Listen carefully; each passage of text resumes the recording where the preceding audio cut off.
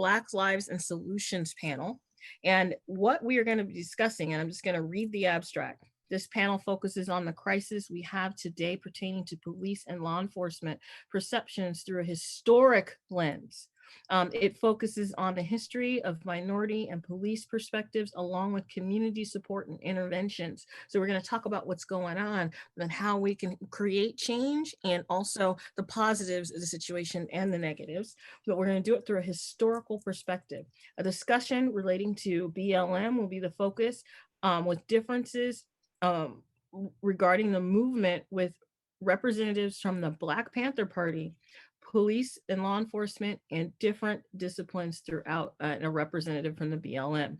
Questions and answers in this session will follow at the end. So we'll go into a breakout room like yesterday.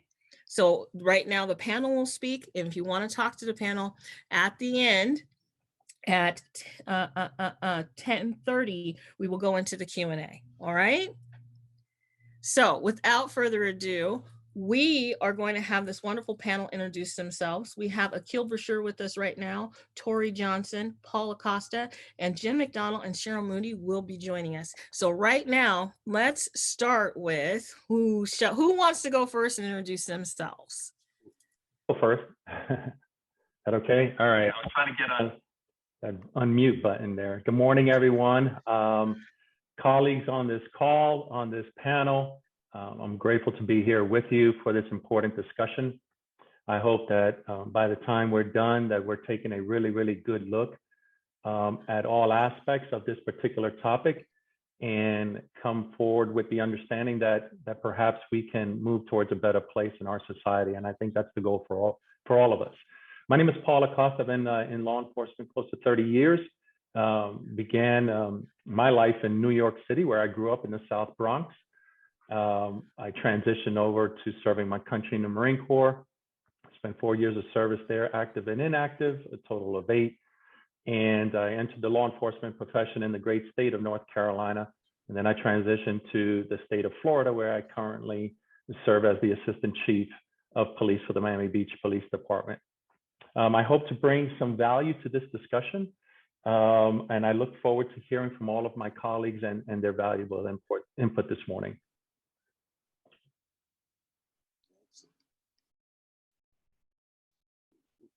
All right, thank you, Paul. And just to let everybody know, please mute your phones.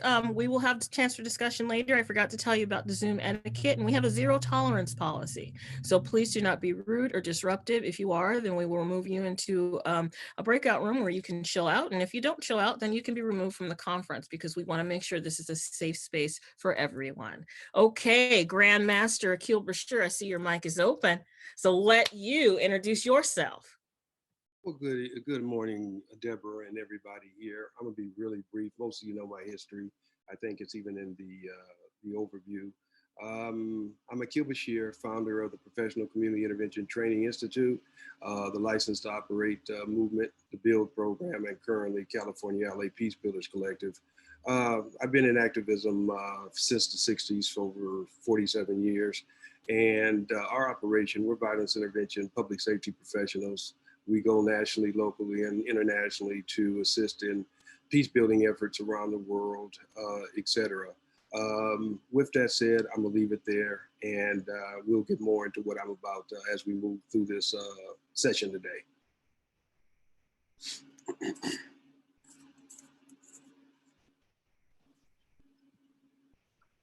Tory, you're up. All right, so my name's Tory Johnson. I'm the founder of BLM HB. I'm also running for City Council 2022 here in Huntington Beach. I'm just a guy that lives in Huntington Beach that's fighting against racial oppression, you know.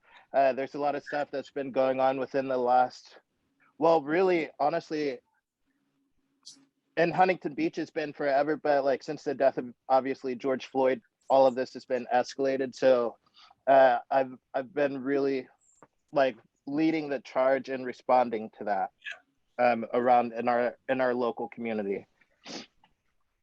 And that's pretty much it. And you're the founder of the BLM movement in Huntington Beach. Come on now. And you have set the pace there. Don't sell yourself short.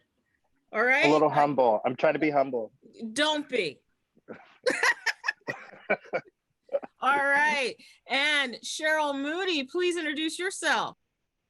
Good morning. My name is Cheryl Moody, and I am currently the deputy chief with the Pasadena Police Department. I've been there almost 30 years. Don't start counting. I started young. Let's see. Grew up in Long Beach, California. So I'm a replant here in Pasadena. I'm also a member of the Women Leaders in Law Enforcement. As a matter of fact, I'm the president, and a member of the San Gabriel Valley chapter of Noble, and a Delta and a Link. All righty. And is Sheriff McDonnell on yet? I can't hear you. Still trying. Okay, I just resent him everything in text, so tell him to check his text message with detailed instructions. So that should help him out. But we'll move on. He's going to be here, and he is a retired sheriff, the sheriff from here in California. And so hopefully he can get on, because he is going to add so much to this discussion. But let's move forward with what we're doing, and he can join us as soon as he gets on. And we have questions, and I'm going to throw them out. We can do them in, round robin, or you can answer them from your own perspective and tag team off of each other. All right. So how has the world today changed over the decades from your personal and professional experience?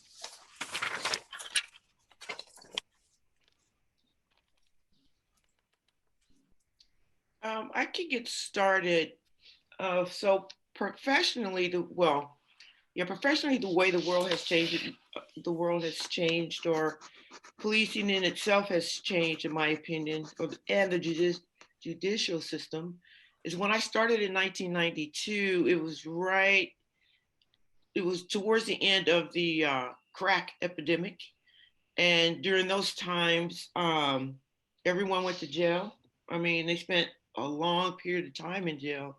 You could go to jail for a $10 rock at the time and spend a lot of time in prison. And then we saw a change. It came about, what they call drug court.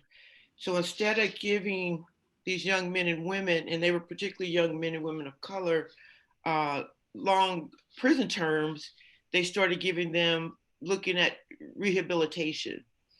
And so since then, we see more, and the judicial system has really changed, so much so in that now it's a misdemeanor to possess dangerous drugs or cocaine, methamphetamine, and they're looking more into rehabilitation, not sending these people to jail for a long period of time. So I think that's a really, really good change as far as society goes.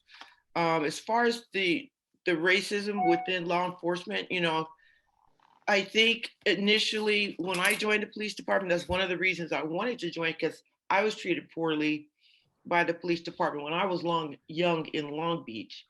And so I wanted to make a difference. I thought I could do it from the inside, but it's harder to do that than you may think. I think I made more of a difference on the outside in the way I treated people. I thought it was very important, because I remember how I had been treated. But throughout my career, I've been fortunate enough to promote from the boots on the street, so to speak, up into a position where I can make positive change as a deputy chief. So I do see change. I know the Black Lives Movement has created a lot of good changes, I may say. So I think we should probably continue on this path with changing some of the current laws. I just don't want us to go too far in that there's no real legitimacy in policing in and of itself, because we keep getting pulled in so many different directions and told how we should do our job. I think we just have to be careful with how we do that as a society. But I do think there should be more of community involvement with police in their communities. But I just think that, we can't go too far with the community telling the police department how to police as opposed to working together on policing the communities. And everybody hold your thought in response to to Chief Moody, but Jim McDonnell is here and I want him to introduce himself because I'm like, yay! So go ahead and introduce yourself and who you are. Yeah, good morning. Jim McDonnell, and my apologies for the delay. I had some tech problems that seem to happen no matter when I try and get on one of these things, particularly if there's a lot of people involved. So again, excuse me, rough start, but very much looking forward to this. And I thank you for the opportunity to be able to be here. For those I haven't had the excuse me, for those I haven't had the opportunity to meet, Jim McDonnell, 40 years in policing, 29 with LAPD, 5 as chief of Long Beach, and 4 as sheriff of LA County. Now in the private consulting world for a couple of years and getting to see the world from that perspective. And out of policing long enough to be able to take a look at it from a different perspective than I would have had as were I still on the job. And so that's why I wanted to be able to come here today and hear some great ideas from people who've been in the field for many years from a variety of different perspectives. And I think we all come away richer when we can share ideas in a forum like this. So thank you for the opportunity. Well, and always a pleasure. Thanks, So the question that was thrown out was, how has the world today changed over the decades from your personal and professional experience? And you can digest it or dive in, or if someone had a comment after what she said, then feel free to speak. You know, just briefly, the world has changed dramatically. I mentioned 40 years in the policing business, and in that 40 years, a tremendous amount of change. A lot of focus on reform in policing over those years. Police have been the focal point in society for trying to create transformation for the rest of society. And I think we have put ourselves in a bad position because we have created expectations that are not realistic in many cases, that by changing the police, reforming the police, or whatever you want to call it, that it's going to change everything else.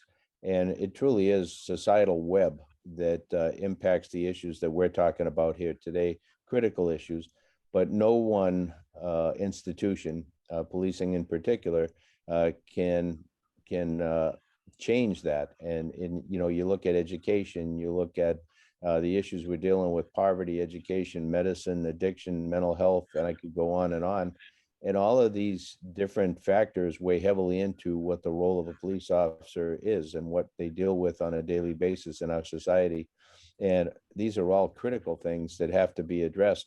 But because the police are the ones who are called at the point of intervention, when things have hit a critical stage, the police then are left with, okay, why did this happen? Why did you do this? Why did you do that? When in fact, the problem goes way back before that. And we as a society need to start looking at the underlying symptoms as opposed to just what we see exhibited at the final stage. And so a lot of change, a lot more needs to occur, in that I think, have to be in a position to be cognizant of the fact that we all play a role, and that we can't point at any individual, any institution, or anywhere beyond ourselves and say that that's where the problem is. The problem is, each of us play a role in fixing the problem. The problem is, transcends each and every institution in society. So, I look forward to hearing different perspectives, and I think while much change has occurred, much change needs to continue to occur. And in policing, we always strive to try and be better than we were, last year or the year before. And that is something that should never change. We should always be looking for continuous improvement. Thank you. Thank you. And your panelists are Tory Johnson, Aquil, Basheer, Acosta, and Cheryl Moody. So does anyone else want to respond to that? Paul? Good morning, everyone. Again, I'll respond to a couple of points. I agree with the deputy chief and what she said, her points that she brought up, and Sheriff McDonnell, in that we all play a role in this effort in society. From my experience, 30 years of law enforcement, if you would have asked me 30 years ago, would I be a cop? I would have told you no. because I saw a lot of things and I experienced a lot of things growing up as a young man in the Bronx. And that's just quite the reality for me. But it wasn't until I had an opportunity to step away and kind of grow as a 17-year-old young man that I saw things from a different perspective, mindset about service. And even back then, when I first joined policing in 1991, things are much different than they are today. You know, police officers could be hired with a high school diploma, not much more education than that. And we've transitioned along the way where, you know, the average American police officer now is more educated, and training during this time period has gone in the right direction.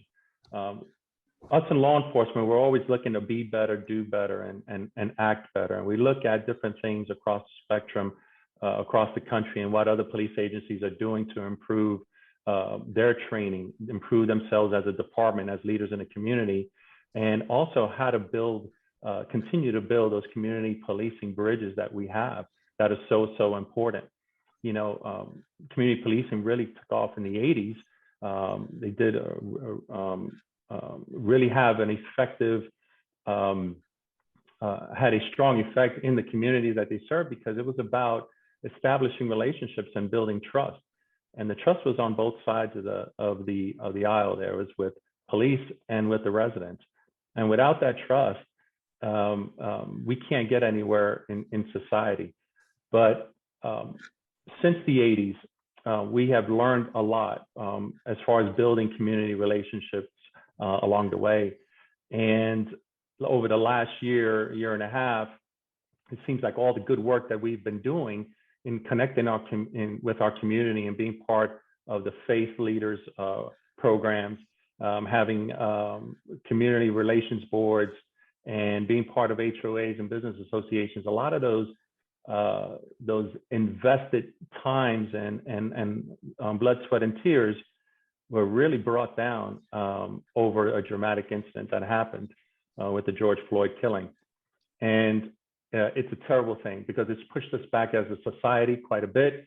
That mistrust that was always in the underlying thought process of everyday Americans has come to light again, and we're having to deal with it. And we're pushed back into an era, back probably to the civil rights, most recently the civil rights era, in which, you know, police and society just didn't trust each other, and there were different ways of doing things. But for me personally, I think we need to continue to do the hard work, the necessary hard work, in reestablishing that trust.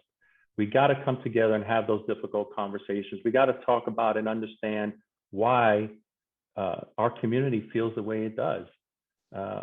There's a lot of mistrust there. And if you look at the history of policing, and going way back to the 1600s, it was a watchman program of sorts. And then it evolved. And then in Boston, they created the first police agency up in Boston. They took a different route towards policing, but in the South, it was a much different path in the South for Black and brown people. And quite frankly, those are the things that stay within society, and they get passed on from generation to generation. And when incidents happen like last year, it only brings all these things to surface, all of these bad feelings. And like I said before, it pushes us back quite a bit. So I think we've come a long way. Unfortunately, I think we need to do a lot more now to connect and rebuild with our community. And I think we're with these forums and these panels and these opportunities to connect, I think we'll get there at some point. Yeah, I'm gonna jump in here, Debra. To my esteemed colleagues on the panel, I salute all of you. I've known the sheriff for some time. We have excellent relationships. I know a couple of the individuals on the panel. Salutes to all of you. To your question and to your point, we have to be honest in terms of where the societal structure is currently.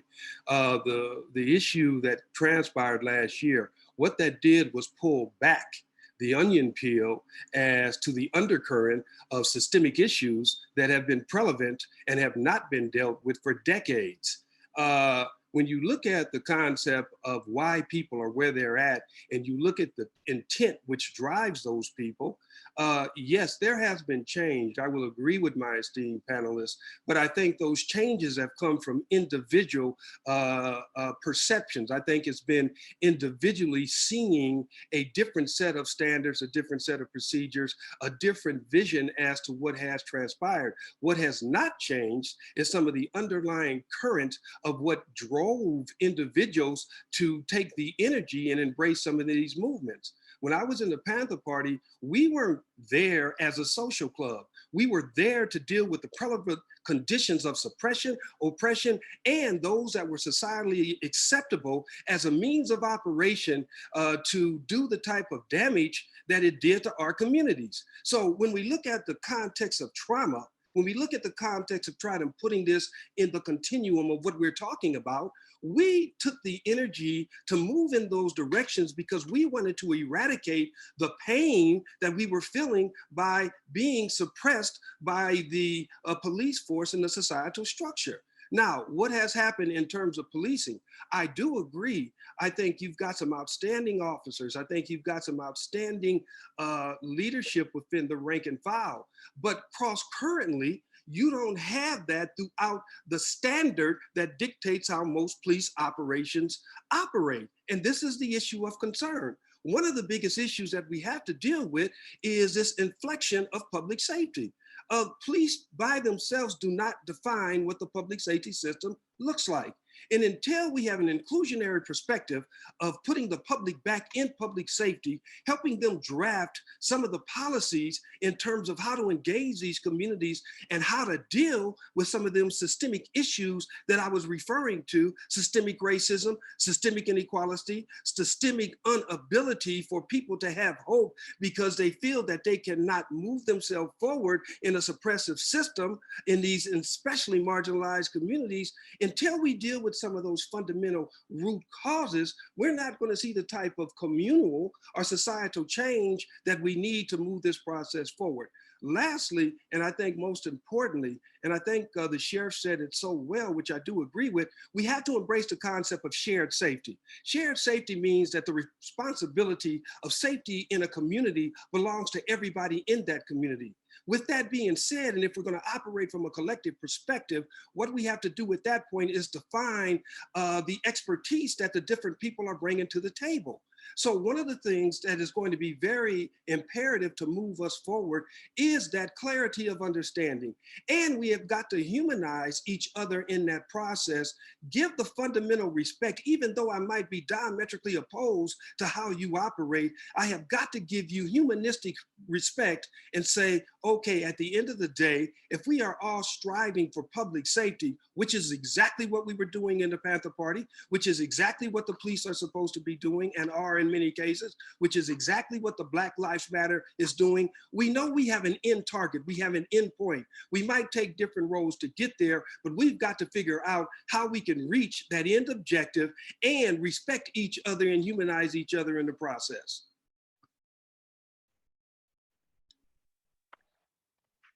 Jump in, Tory. Wow. Honestly, like I'm 100%. I agree with Mr. Basheer. Are you a Dr. Basheer? What do I call you? You call me Aquil Basheer, just like you doing. All right. I respect you, brother. I really respect you. I respect you too. So literally, I'm the younger generation of Mr. Basheer here because I was born in '86. You know what I'm saying? Like you guys are talking about, you know, how this thing's evolved and all this stuff, you know. I was born in 1986. So the period of my lifetime, there has always been a mistrust within the Black community, specifically in regards to dealing with the police. The only reason organizations, just like Mr. Basheer said, Mr. Basheer said, the only reason people like the Black Panther Party existed is because we didn't feel safe at the time. Sure. The reason why I'm here in Huntington Beach is because there's no representation for Black people here, right? There was nobody here. It's a completely just horrible things are going on in Huntington still. You know, like you know, we have protests, we have all kinds of things that I really should be engaging in today. But I've literally donated all my time to have this discussion in hopes that we can further whatever we need to do. But I want to talk about the origins of policing, like came from hunting slaves, and that's like the basis of. I don't. I'm. My heart's going right now. I'm really nervous. There's a lot of people on here. I'm pretty nervous, but as far as I know, the original sheriff's department were slave hunters, right? And the police department has evolved since then. So really, when you think about it, like the police have built cages specifically for Black people, but then they made it. I don't want to get too far into this, but I agree with Dr. Basheer. He said, or Mr. Basheer, he said a lot that he's smarter than I am. So I'll just let him rock. So, but you know what? You bring us to the next point, right? And so our next point is how we're going to bring this all together. We have Black Panther, we have civil rights, we have law enforcement, right? We have the origins of where policing came from, right? And most people don't even know those origins. So thank you, Tory, for saying that. But how are we going to bring that together? Because there are similarities and differences in each of those. Right? So let's talk about those. What are the similarities and differences pertaining to the Black Panther Party and the history that came about with that, the civil rights and BLM, and how does it affect community policing? I know it's a big question. Aquil just gave me the, oh my God, face.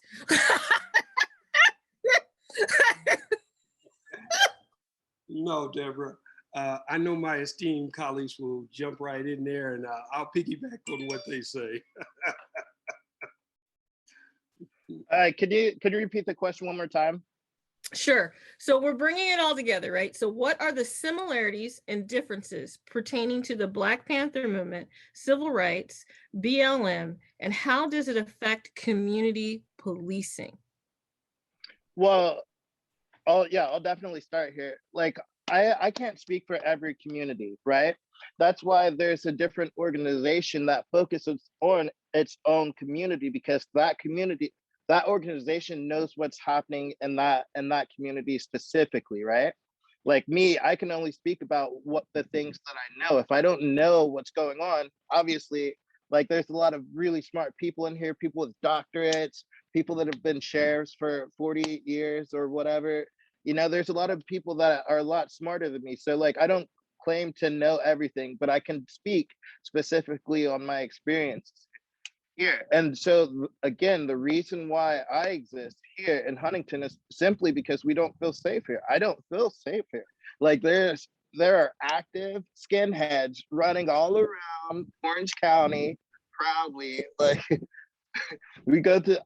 I have to look twice at the person sitting next to me wherever I go if I just want to go downtown for whatever reason. There, you know, like I don't feel safe from our police department at all. Like if you want to talk about what causes the mistrust with the police department, there are multiple reasons why I personally mistrust our local police department. When we try to hold our police department accountable, they do an internal affairs investigation. Well, that internal affairs investigation, that's policed by their own police officers, right? So that's like me being a big brother, right? If my little brother does something really bad, am I gonna really snitch on my little brother and get him in a lot of trouble? You know, that I don't know. That's my perspective on it. Well, but let's look at, there's also deterrents that go in there. And I think Aquil, you might be talking about that. So go ahead. Let me just jump in real quick, Debra, because I don't want to paint an incorrect picture here. I don't want the impression of we hate law enforcement, nothing of that nature. Both Jim and Paul, who I know, could call me up and because of the level of mutual respect, ask me to do certain things. And I would probably move on that based on the relationship that has been built. So I don't want to paint the picture of this anti-police mindset. What I do want to paint is the picture of there needs to be comprehensive internal change within that police structure so they represent the people that they are supposed to serve. And I think it starts with that understanding that you come into these communities to serve people. You come into these communities to create better standards of hope, better standards of effectiveness in terms of people being able to move through a societal structure, et cetera. Now, that is not to say the police are not burdened with a multitude of challenges. I think from a societal structure, there's been way too much thrown in their laps. Trauma-informed care, mental health, et cetera, et cetera, et cetera. So now we're dealing with a much higher level of municipal engagement that has to be dealt with. But on the ground level, and to your point, how do we make some change happen? I think it starts individually. What I always recommend is for the community to effectively identify those police officers who have been community assets, who have proven themselves to be fundamentally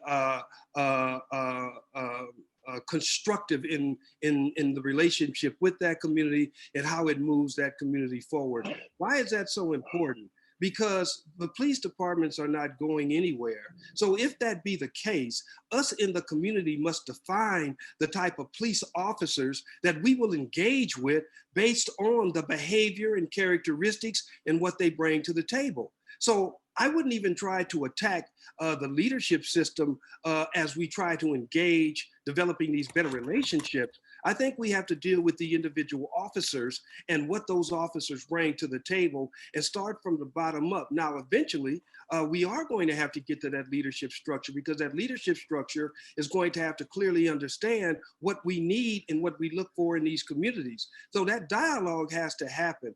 I think lastly, as we move the process forward, when we talk about training of police officers, which I hear all the time, if we still get the type of results that we get with the comprehensive training that's on board, maybe we need to change the flavor or the perception of what you're being trained in, because so much of what is happening with this training ain't creating the type of constructive change in these communities. So I don't want to put it all on the police officers either. There's got to be community engagement where we're willing to sit down at the table, talk strategy. I always call it a respectable coexistence. We have to have a paralleling strategy of respect with the capacity to be able to critique and criticize performances, processes, and policies that are on board. Yeah, and I don't want to portray a negative portrayal of the police either, because media has a lot to do with that. There's a lot out there that police do that are good, you know, and also, I mean, I always have law enforcement because that is something that, you know, we can't go without. Right. And so having this discussion is about, there's a systemic problem. There's a macro problem. It is all kinds of things. Media influences, giving people prejudices, people responding to those things, how people are raised. This isn't a police go away issue. This is what are we going to do together issue, and how are we going to make a change in all environments to change it. Right? Because it's not a black and white issue either. It's a brown issue. It is like all kinds of people of color issue. It is all kinds of differences issue, right? It is not just a color issue. There is so many differences that we look at in life that can fall into all these categories that people, anytime there's a difference, people get angry because they don't know how to deal with the difference. So let's not make it just one thing, because there are historical things that have happened and challenges that have happened to get us to this place, right? So we need to look at it in a big perspective, not just one-sided. I just want to make sure, because I also want to make sure that not one group is getting targeted in this conversation. It's a conversation of change and leadership. That's why we're sitting here. I was only speaking from my own perspective. No, not you. That was speaking. No, Debra, no. No, I wanted to say that to qualify I'm talking okay. from my perspective, and I know that the police are going to chime in. I just want to say we cannot be afraid, as we have in the past, to bring the issues of concern to the table. And once those issues are brought to the table, they have to be heard, and there has to be movement on those issues. Our voice of inclusion has to be respected in the process. I'll stop because I've talked enough in this short period. I do want to make one clarification. That's why I just raised my hand. But I also want to say that I don't hate the police, for the record. I do mistrust the police, and I'm not a police. I'm not here for a police abolishment or here to abolish the police. But I am calling for police reformation. That's all I'm saying. Mm-hmm. Okay, I'll jump in here. Yeah, let's really go quick. ahead. Is that okay, Dr. Deb? Yeah. Okay. So I got to tell you, it saddens me to hear some of the things that Tory has said. Just as a young man in our community and how he feels about his local police department, and I don't know his police department, but his perspective to him is real.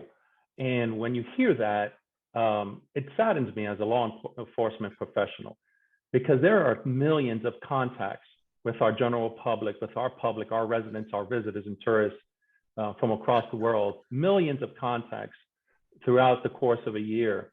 And the majority of those you don't hear. You don't hear about the good work that happens in the community, but you hear about the painful experiences that our members of our community go through.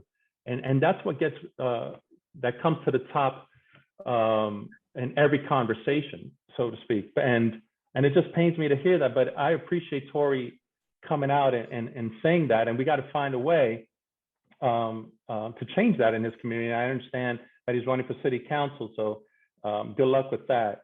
But I'll tell you that what we need is a commitment from police agencies across the country, a commitment to stepping up and reaching out to that community. We got to take the lead. We're not going to solve everything in our community. Everything about society and everything that goes wrong doesn't rest on the shoulders of the police departments only. The community of the police and the police of the community, it's intertwined each and every day. But there's a level of expectation that the police are going to be better, act better, and do better each and every day. We're held to a higher standard because we enforce the law.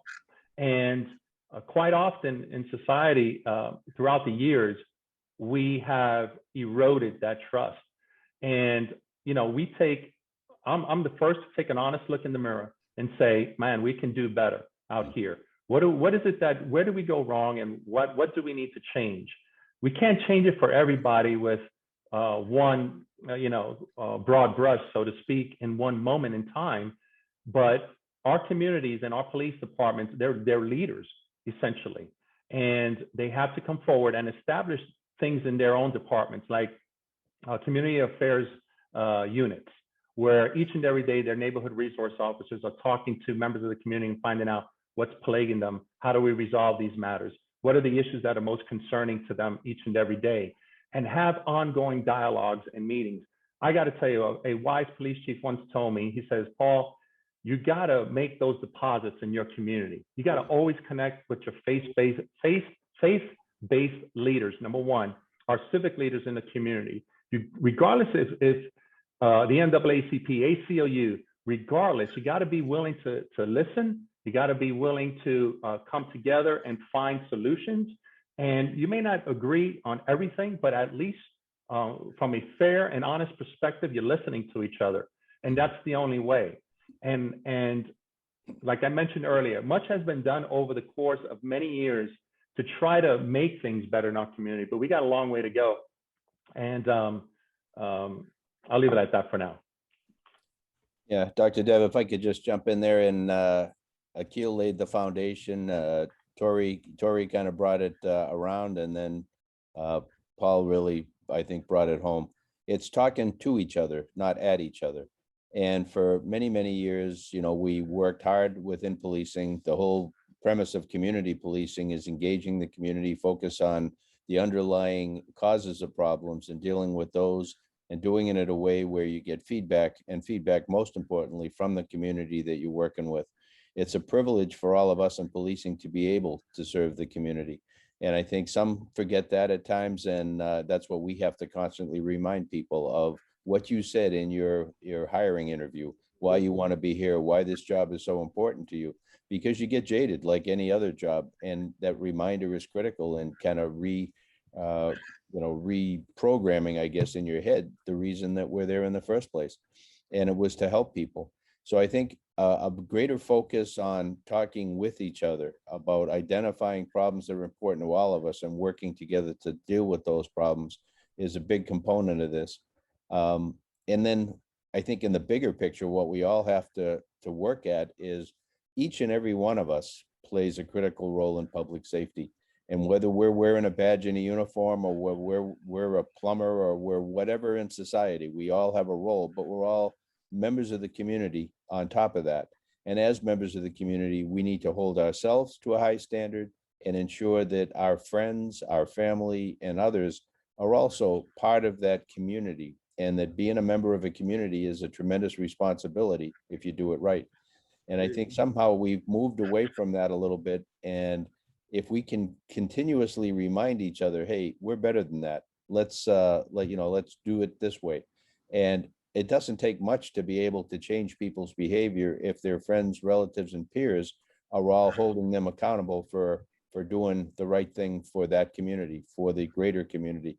And that's something we don't talk about. I think a lot of focus has been placed on the police, and as was said, that's a giant responsibility, and the standards have to be high. But I think also we forget about that each and every one of us is important as an individual, and we are all role models, whether we want to be or not, because others are watching us and then guiding their behavior based on ours. So I just wanted to kind of throw that out there. Thank you. Cheryl, jump on in, but we can't hear you, honey. I could jump in on what Jim McDonnell was saying. It's so very true as far as the community being a part of public safety and kind of everyone policing themselves, and we're all responsible. But I also believe what Mr. Basheer was saying, I think it ties into what Mr. Basheer was saying too, though. Some of it has to do with training, especially for our officers, because, and I think it should go back to start at the academy, because we can communicate, we can be in conversations with each other, with the community, but once that one bad incident happens, a lot of that goes out of the window. The communications stop, emotions take over, and you're almost back to square one. But I think it's so important that we really emphasize with the officers at the police academy that you are not warriors, you're guardians of the community. You're here to work with the community to stay safe. So if we can play a part in those community dialogues, and when it comes to families staying together and offering whatever services we can, or direct them in the right direction to receive the services that they need to be productive citizens, that all should be a part of policing, or excuse me, public safety. But like I said, where I'm from in Pasadena, we do have a relationship with the Clergy Coalition, or the clergy, but we just had a pretty bad incident, and now the clergy is looking at us kind of side eye. So what I'm saying is, any one particular situation that comes up that doesn't look right, the community looks at law enforcement as if they made a mistake, or this was not a legit incident.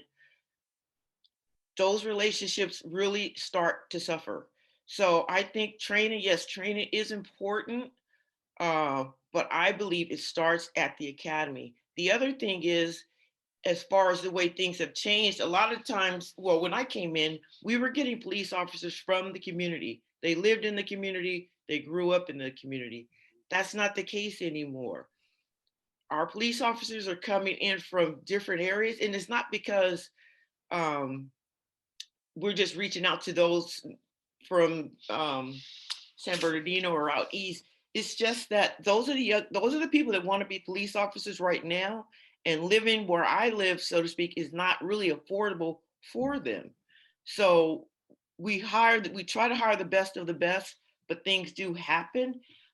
So I think it's really important when they do get hired, that's when you reach out to them. That's when you start with the training of the guardianship.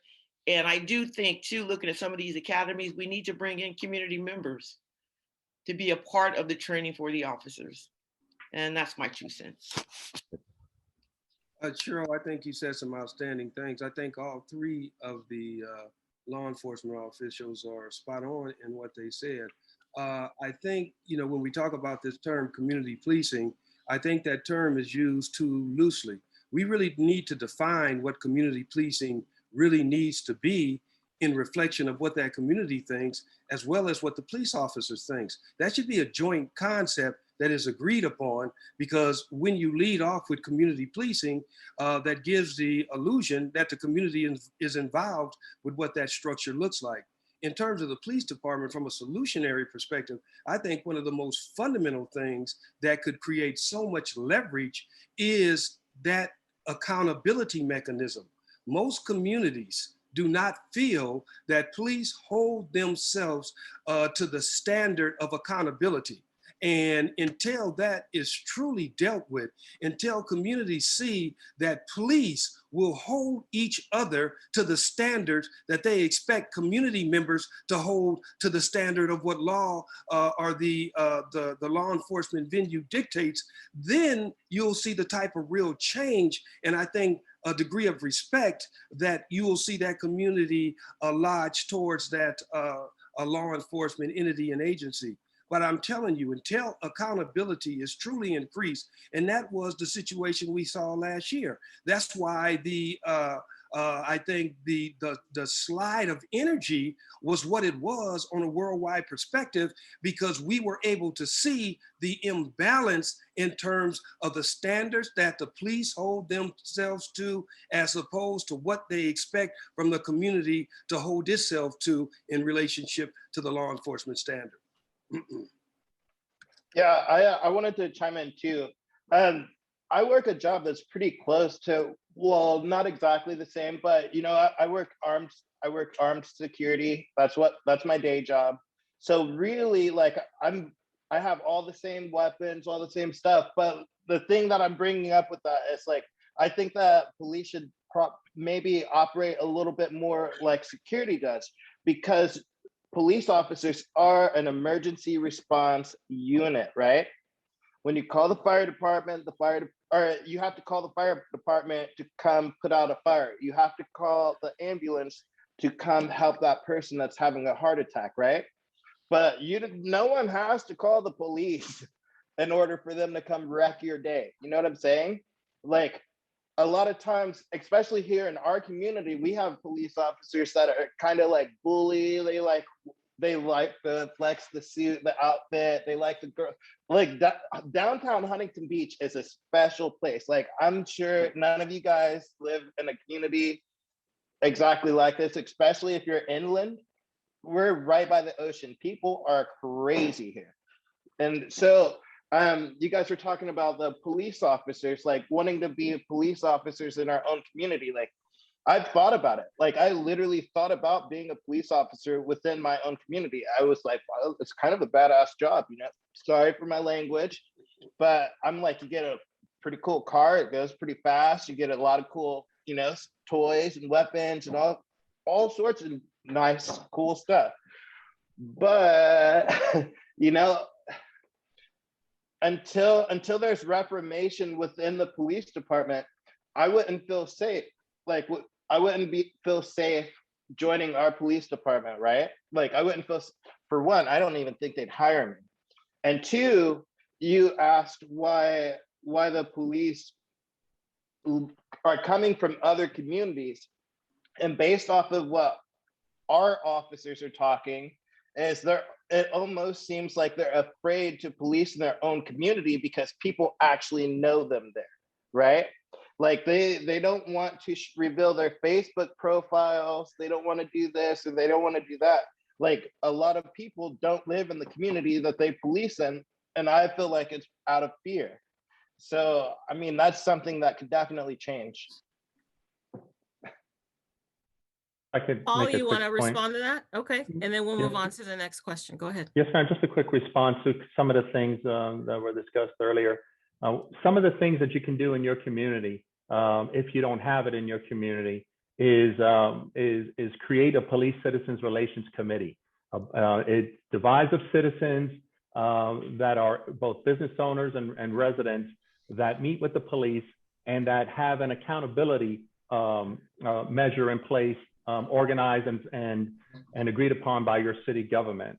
That's number one. Number two, you can, some cities have formed through city charters, offices of attorney generals, an attorney general's office, so that they can kind of oversee everything and corruption and things of that nature in the city if you don't have confidence in your internal affairs unit that's part of your police department. Look, internal affairs is more than likely part of every organization across America. The whole idea about that is that it's supposed to operate independently of the department and be unbiased in nature. I hear you, and I understand that perhaps it's not that way in a lot of agencies, but that's not the case across every agency across America. Look, our intent as leaders now in policing and society today is to make sure that when we pull somebody over, as an example, that we treat people with the level of respect that we want them to treat our mother, our grandmother, our grandfather, and our brothers and sisters. That's what I have taught. That's what I have shared with people in my organization, right? To make sure that you treat people with respect out there in the street. Now, I'm not dumb to know that that doesn't happen all the time, okay? And those are some of the mistakes that we have to come behind and have to answer for. And I believe wholeheartedly that we have to set that expectation, that we have to set that level of professionalism, and we have to set the standard out there that we got to treat people the right way. There's also another part of the conversation also. People are damaged in society to a degree as well, but we also have some hardcore folks that don't know how to respond when they meet with the police. Therefore, some agencies have created citizens police academies so that through a 10-week program, 8-week program, people in that community can come and listen and sit through a citizens police academy and kind of understand why is it that police approach with a flashlight and shine it in your face, or why is it that they skirt the side of the car? Well, why do they do the things that they do? And more often than not, they come away from these graduation periods and these citizens police academies with a different outlook on policing today. They had no clue about why the law is the law, why K-9 does this, why are there SWAT teams, why do they look militaristic, what is the role of that particular unit in the police agency, how does it interact with the community, what is their sole mission in each unit that's part of that organization, because there's so many facets in policing. Every police organization doesn't have the same budget across the United States. The training is not the same in every state. When you talk about reform and some of the things that can happen and that we can do, I think training needs to be in some way, shape, or form without the understanding of specific law across that particular state, but training needs to be standardized in some way, I think, because when there's a lack of training or a lack of funding for training, sometimes things fall short. There are some sheriff's departments across the country. You get hired today, you're out on the street tomorrow policing your community. And how do you do that without an FTO program? How do you do that without going to the police academy? They give sometimes a year to go to the police academy and get that training. And then we question ourselves when things fall apart in that particular community. So there are things nationally that I think perhaps our greater national organizations can do to bring things together and kind of consolidate it, so to speak, and have an even playing field, because training and funding and all of these different things and the communities we serve are not the same across America. If I Sheriff, could, I know. yeah, no, Paul hit a home run on that one, I think, and just lay in the context for what we're dealing with. Most people don't realize that throughout the United States, there's 18,000 police departments. each with their own chief, each with their own mayor, their city council, and on. They're the people that they work through to ultimately be responsible to the public. And when you look at 18,000 police departments, most of them less than 10 people in the department. And they don't have, in many cases, the resources and the training and the access to training and all of the things that we think of when we think of a large city police department.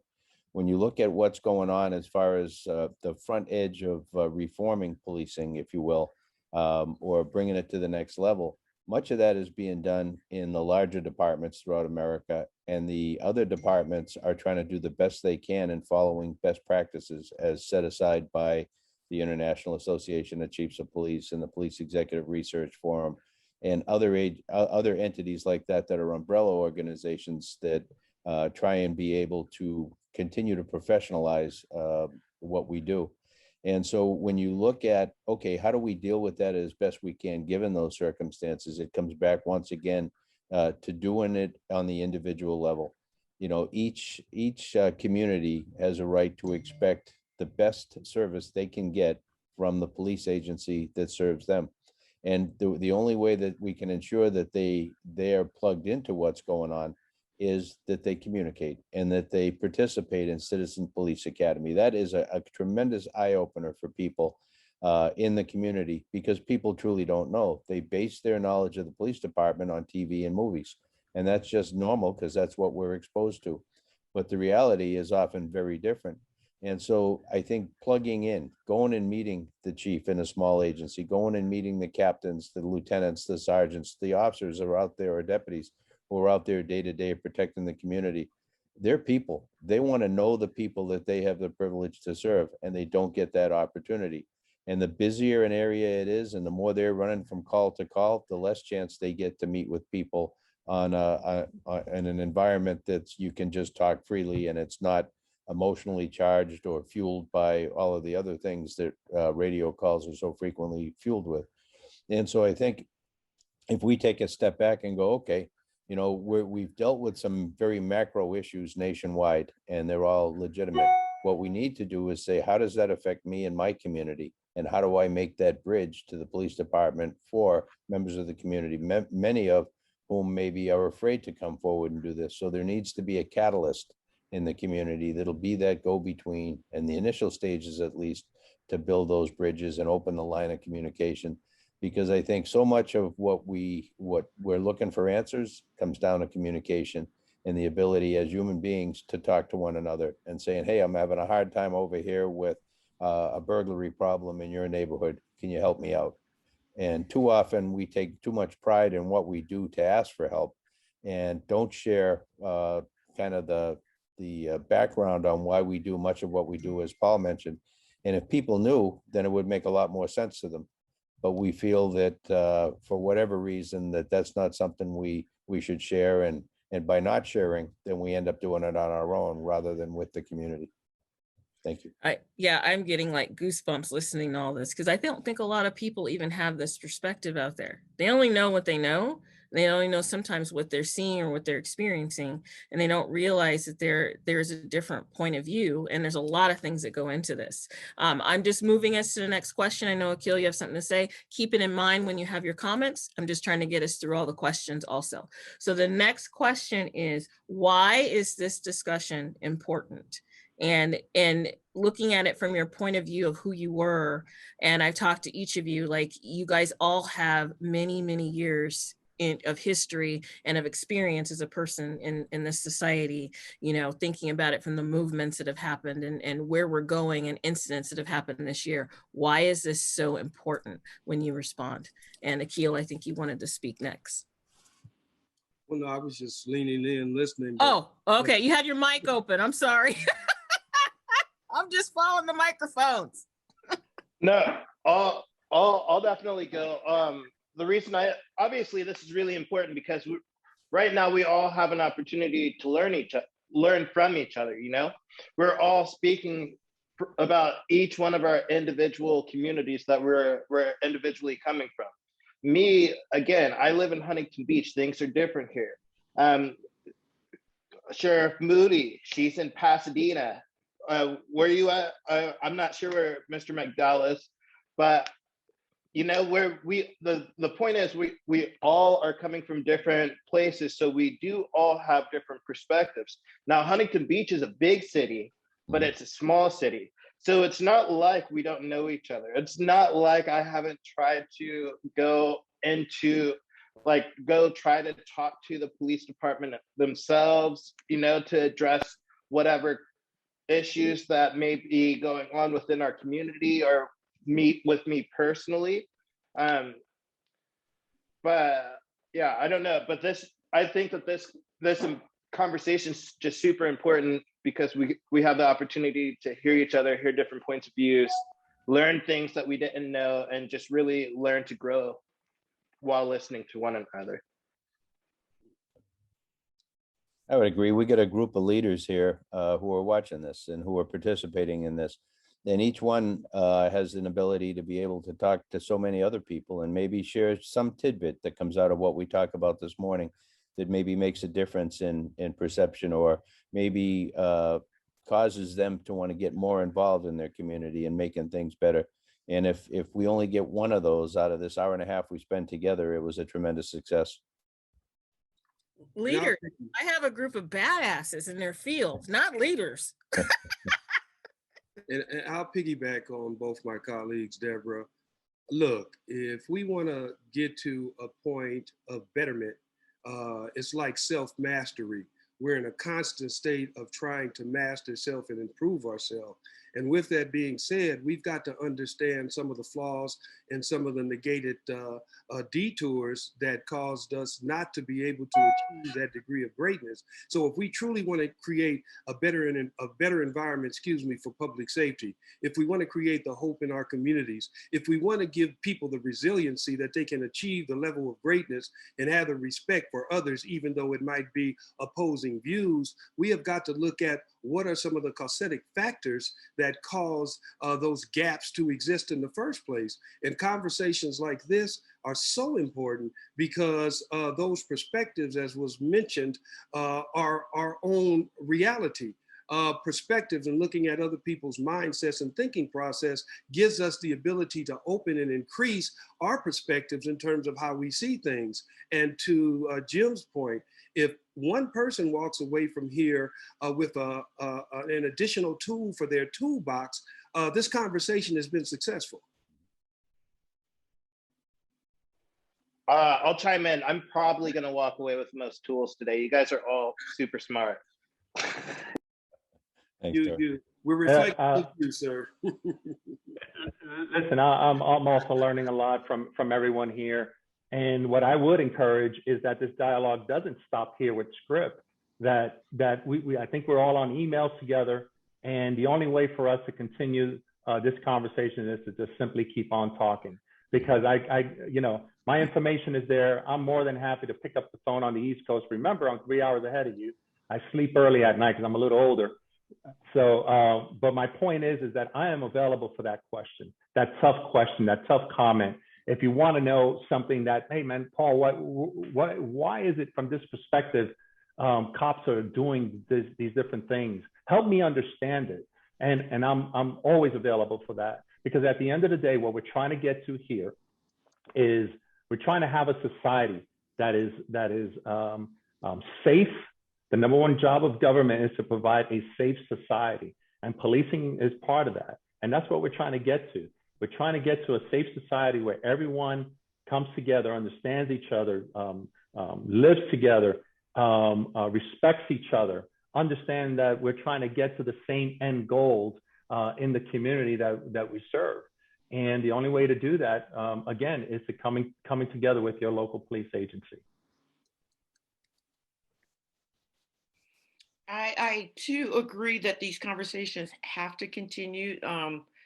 This is how we're going to solve many of the differences between the perception of law enforcement and how they police the community. But I'll tell you, sitting here, I've been taking notes, listening to Jim McDonnell and Paul Acosta, and these guys are they've got a lot of experience in law enforcement. But, my perspective is a little different, because I keep hearing, oh, you're black and blue. So I'm kind of here. I look at it from both sides of the coin, so to speak. And I do know that there has to be a middle ground. And I think the way we get there is through these conversations, through talking through the issues, and trying to come to hopefully a stable platform before that next big issue occurs. You know, let's get, if there needs to be changes in the law, if there needs to be changes in how we police the community, let's talk about it now before the next issue happens. Thank you. Yeah, it's important to be preventative, right? It's important to see it through, because we've gotten into so many scrapes just by saying, oh my God, you know, I didn't think of that, or that happened, I can't believe it. You know, if we're preventative and we're open and we're not defensive and have these conversations, that is the thing that's going to stop a lot of these problems, you know. And one of the other questions we have is, so we say that beyond just conversing and training, but really like hands-on tactical things, what can we do? Like, how do we fix this? How do we take it to the next level beyond this? Good morning, everyone. My name is Adam Vining. I'm a public defender in Orange County. I have an idea on that and a question I'd like to pose to law enforcement here. And can you hold that 1 second and put it in the chat? Because we're going to have a breakout. So then in the breakout room, and if we have time, we'll get to that question, okay? And Captain Young will be contacting you to make sure you can say that. Sorry, Adam. I'll take a quick strike at this. First, I think as a community, we got to look at ourselves. Every component of the community has to look at ourselves in the mirror, and we have to reflect upon what we've done right, what we've done wrong, and find continuous ways to improve. Okay, so as far as policing is concerned, as an organization, as a leader in the organization, we're not above reproach. We have to look at some of the things in our organizations, like our policies, right? Some of the policies regarding use of force and things of that nature that our community questions us about, chokeholds and things of that nature, banning of chokeholds. If it's in your policy, you need to consider removing it from your policy, things of that nature. But we also have to have the community join us in that conversation, and they have to take a look at some of the things that they can do to improve the community as well, because it's a two-part effort. Understand that that there are a lot of folks that have been mistreated along the way, and that there are mechanisms, right? If you're mistreated by the police in any encounter, that there are mechanisms to resolve it. Solving or trying to solve it through a dispute on the side of the road, as an example, on a traffic stop, is not the way to resolve it. A lot of times those things just escalate, and they can go wrong in every way possible. But that there are mechanisms in place, there are processes in place to hold police accountable. You just got to figure out what they are. You got to contact your police department, figure out how to file that complaint. There's the different chapters within your city that you can turn to for assistance. You have the legal route that you can go as well. I just urge our community not to solve problems on the side of the roadway, and then get involved in local community activities. There are things going on all the time. If you go to your city's government website, you can look and see what's happening and where are the police involved, and connect with them and connect with other sections of your community to kind of join and find out what's happening in your local government.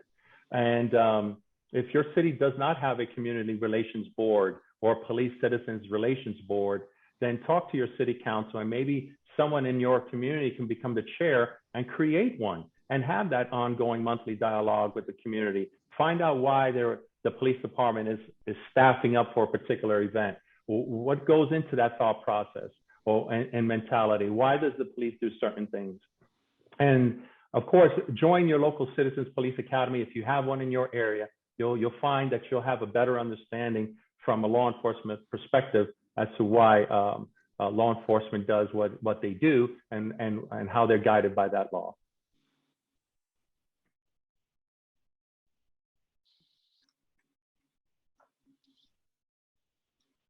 Well, I'll jump in with a few. Good points have been made. You know, Deborah, you know our work. Some of you here know how deep we go. We have been training peace builders, and I'm not talking about low-level interventionists. I'm talking about comprehensive peace builders that can engage communities on all levels from the perspective of community-based public safety. We do that here, Washington, Newark, et cetera. We've done it in so many cities. So I only say that to say there's measures on both parts that need to be taken. In some of the cities that we have been in, some of the things we have done, number one, creating public safety roundtables to where we have members from professional public safety organizations meet in community venues on a weekly level to try to humanize each other. The police are usually there out of uniform, so are the fire department personnel and others in the community. So they get a chance to see each other as humans and talk as humans, which is so important. Development of community-led critical high-risk response teams to where those community members are trained professionally to be able to engage in some of the crisis and some of the trauma that goes on within that community, alleviating some of what the police officers should not be doing, as well as really putting the community in a position to implement that concept of shared safety. Inclusion of the public in more of the public safety policy. And I think it was said before by one of the officers, but bringing those public venues, entities into venues to where their inclusion is truly respected and their inclusion of voice is truly considered. I heard a lot of talk about the police academies, which I think are good for members to get a different perspective in terms of how the police operate. On the flip, the police also need to go into public engagements where the communities are being trained within their own community format to get a perspective of what is being done in relationship to community protocol. There needs to be a true understanding, and I know in many cases is limited, but we need to understand the protocol of each other and how that protocol is in alignment, how it is diametrically opposed, and what can be done to bridge where we get that opposition to where we get a better capacity of not only seeing how each other operates, but making sure that the strategy and protocol is complementary. Lastly on that, look, the police have a job to do, and we've got to let them do that job. I think we can help in defining what that job looks like.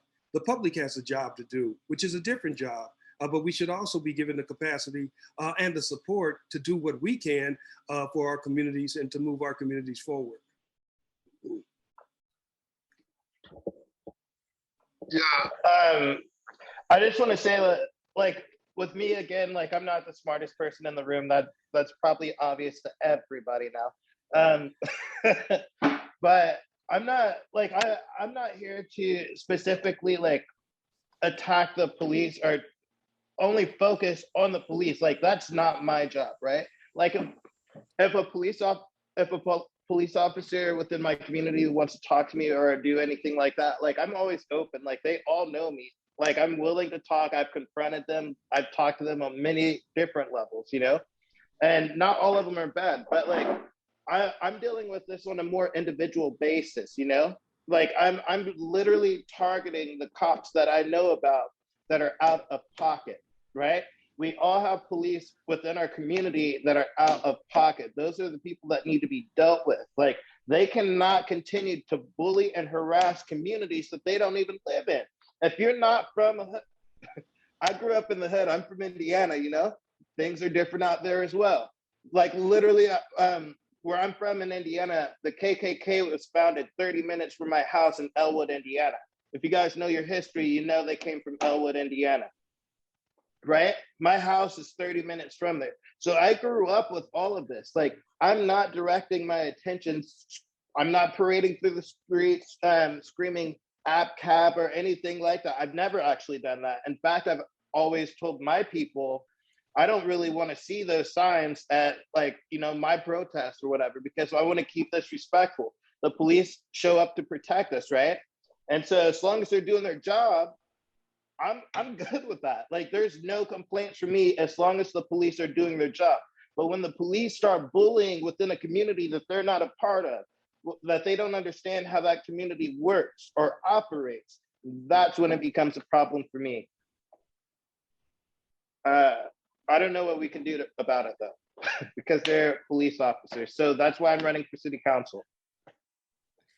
Well, it's having a voice, but you know, there's one thing. Sometimes the community doesn't even know that they're invited to the conversation, right? I think that may be part of the problem, right? And I mean, how do we do that?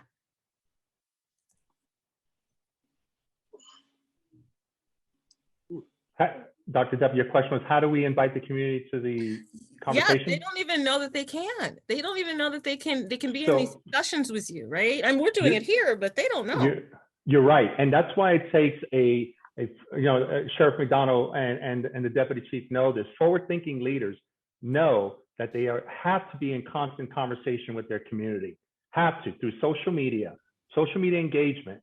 They have to be out there doing coffee with the cop events. They have to do events that bring kids out to connect with the police officers of the community. They have to get out and advertise and get on citywide constant contact emails with everyone in their residential and business community and invite them out to these conversations that are held once a month or twice a month, because there's so many different conversations going on.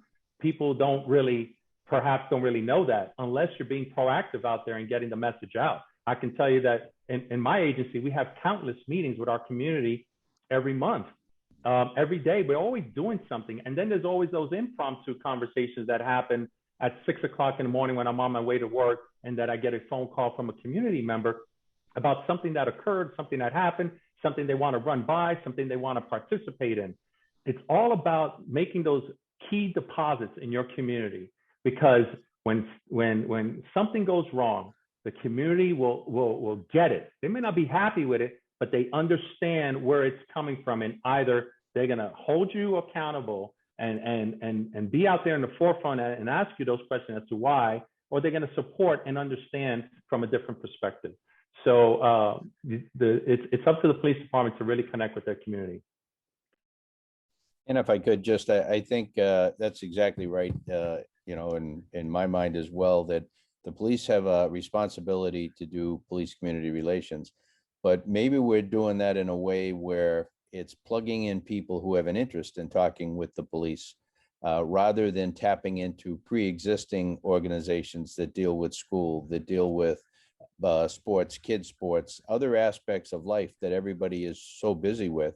If the police can get there and be available to meet people and to be able to offer opportunities for them to get to know their police department better, to be able to help set priorities together so that as they move forward, they feel like, you know what, I have an interest in what the police do, and I never did before, other than maybe to be critical when I felt that was the appropriate response.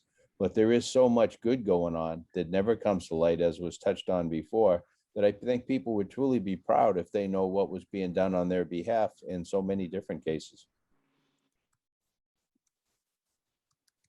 Okay, we have a few minutes left. So this is where I asked the panel to basically summarize the discussion and give their own final thoughts to what we've discussed here. And you each have about 2 minutes. I would agree with Jim McDonnell and Chief Acosta. There's so much good that the police department does, and we really you don't hear much about it. I think it's called that silent majority. You don't hear many times from the silent majority who support the police, and all across all color lines, across all barriers, of the community. You don't hear from them unless there's a problem, in my opinion. But it is important to go out and reach out and try to build those relationships with the community across the board. It's important for me. I do have people like Chief Acosta said that call me and ask me questions or try to get my advice or want me to come to a meeting and discuss different things. So I think it's important that we not forget that we are part of that community. Just because you don't live there, if you're policing there, you're part of that community. And so I think it's so very important that you become involved in that community and let the community know that you're there for them and that you're listening. You're listening. And that's it for me. And thank you for having me on this panel, Dr. Debra. Thank you for being here. Who's next? You know, I'll just, I'm watching Tory there, and if I had one of those things on my wrist that counts steps, I think I'd be getting credit for his. I'm tired watching him. I thank you to all of our panelists and all of our participants. This was truly, I think, very valuable, and hopefully everybody will come away with some takeaway, some tidbit of something that will be useful down the road. I think what we've talked about over and over from different ways is the importance of communication and the need to see each other as human beings and to work together. And we all have different roles to play, and the role of the police is going to be different than the role of a member of the community. But we need to know what each other's roles are. We need to be able to reach out and feel comfortable in knowing that we'll be at least listened to. And hopefully if something can be done, it will. And if it can't, it'll be explained why it can't. But moving forward, as we touched on earlier, I believe that each and every one of us in society has a role to play as it relates to public safety. And that role may be big or small. I think it's often bigger than we think it is, that we have more influence than we actually give ourselves credit for. And that when we say something to a friend, they listen to that and they internalize it, and then they start to behave accordingly. So if we raise the bar for ourselves, we raise the bar for each other, whether we're in the policing profession or whether we're in a variety of other professions, but most importantly, as a member of the community, that we all end up with a better place to live, work, and play if we are holding ourselves to that higher standard. So thank you for putting this together once again, and thank you for the invitation to be here. I truly enjoyed the day, and to the panelists, thank you. I'm honored to be among you today. Thank you.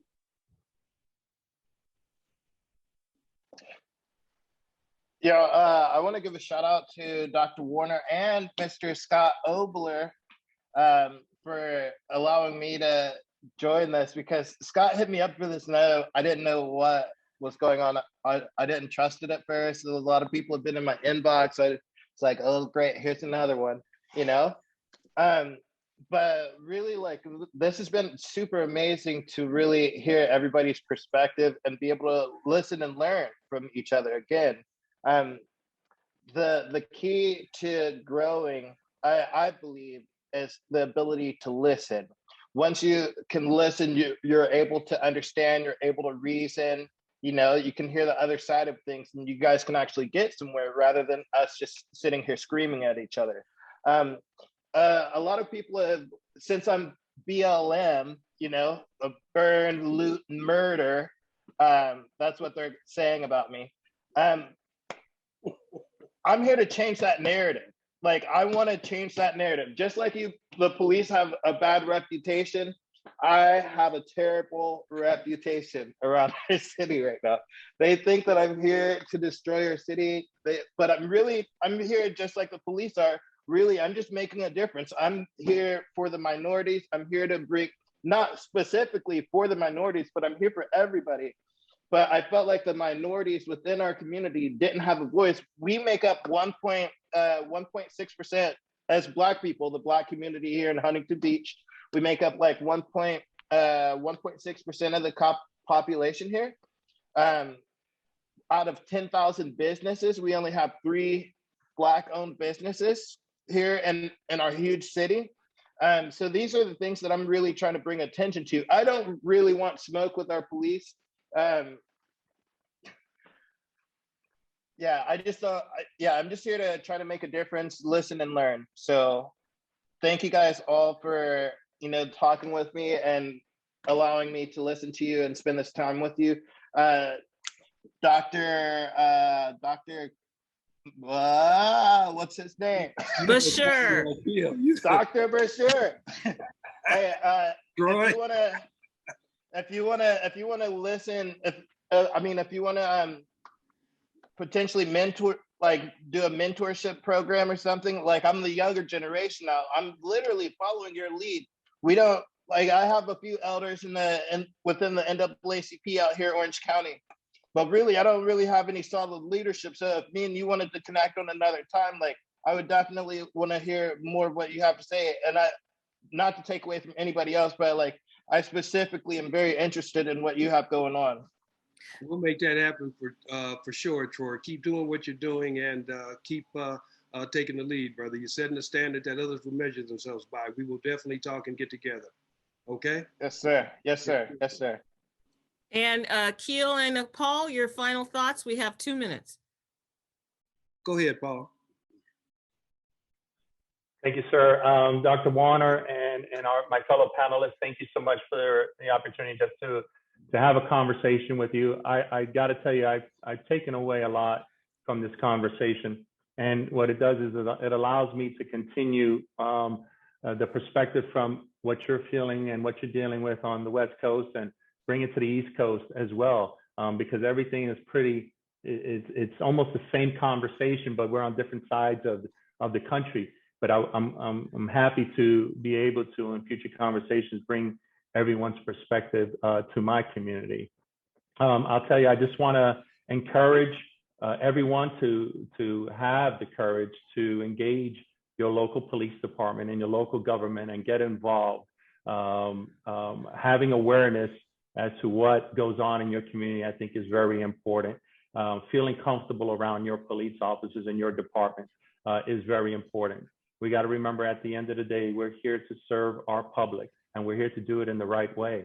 So the only way to move forward and have a partnership in that is to really get to know your police agency and ask those tough questions of them and hold them accountable as well. So thank you for this conversation. I know there's a lot of people here probably waiting for some questions and answers. I will say, Dr. Deb, I do have a hard stop at 1:45 with an appointment with my daughter. So I'm ready. Okay, well, we're gonna move everybody into the breakout room. Aquil, 2 seconds, or do you want to wait till the breakout room? No, my esteemed colleague said it all, and it was an honor to be on the panel with all of you. All right, so we're gonna move. Thank you all. Mwah. You know I adore and love you all, and you all come through for me every year, even when you're traveling, because I know some of you were in different places, and I appreciate it, especially Jim, because I kept texting you, hi, you know, and you got back to me. So that we build a family, and that's the relationship we build. And people who know me know that I will do that, and I'm infectious, and I grab you and I don't let go. So you will all be in my family. I will see you later. Paul, I'll see you this afternoon. And everybody else, go, Scott, put them all into the breakout room, and we're gonna